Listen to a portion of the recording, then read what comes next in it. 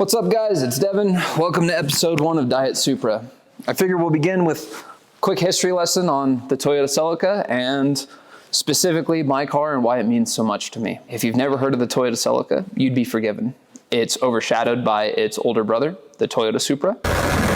Toyota actually raced this in the World Rally Championship. They eventually got banned for cheating, but that's a different story. You can feel free to look that one up. For 3 model years, the ST165, 185, and 205, they were all-wheel drive, 2-liter turbocharged at the top end of the spectrum. They, of course, have sub-models, and actually that's what this one is. It's called a ST. It came with a 1.8-liter naturally aspirated 7 AFE Econobox, a blistering 90 horsepower. Plenty for a 16-year-old that was learning how to drive, but it was kind of whack. Eventually, as I got better at working on the car and modifying cars and trying to figure out what I wanted to do with it, I learned a very valuable lesson in that mileage is a better indicator for changing your oil than time is. I had moved and I was driving a lot further distance than I had normally been when I was changing my oil every 3 months.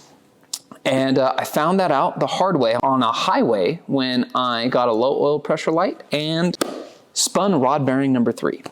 So at 19 years old, I had to rebuild my first motor if I wanted a car. It was a really great experience. It taught me a lot. In some ways, it showed me that I had begun to surpass my old man, because as I got deeper into the motor and into the rebuild, I started going back to him for help, and he had to tell me, you know, son, I don't know this. Like you're deeper into a motor than I've ever been.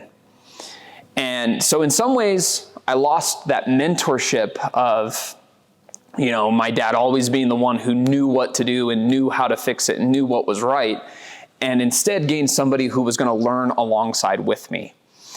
And we were successful. We rebuilt the motor and got it running.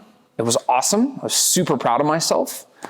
And I'll never forget the look on my dad's face when I fired it up. It's just core memory right there for me. Then I learned another hard lesson, which was if you are going to reuse parts, you need to make sure you're reusing parts from known good engines. I reused an oil pump, which is a stupid thing to do, but you live and you learn. So I blew the motor up again, and instead decided, instead of rebuilding that motor and getting all 100 horsepower back for all of that effort, I was just gonna buy a good motor from Japan and do an engine swap. That's what I did. Bought half of a car, half of a Toyota Celica from Japan. Came with the 3rd generation 3S GTE. It's a 2-liter turbocharged motor. It uses an air-to-water intercooler that's mounted on top and has a heat exchanger up front. Super cool motor, super cool car. Just all the things that they did to this were really great.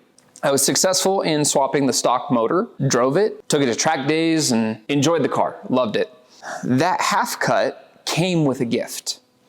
It came with the rear subframe, rear floor plan, and all of the parts that I need to make this car all-wheel drive. Now, what's cool about this is this car's a coupe, so since it doesn't have a hatchback, only hatchbacks had the ST205 package, right? So this makes this a very unique build in that Toyota actually never would have produced something like this. And it makes me excited because the coupe is a little bit lighter, and because this was a base model ST, it has all manual windows, manual door locks, manual everything, which just means less weight. So it's fun to make a car that is much lighter than its siblings, much faster than its siblings. And that's what I want to do. I want to convert this to all-wheel drive, and I think that'll be our next big undertaking as a team here, the team that we are. We will have to start by cutting the car apart. So that'll be an adventure in and of itself.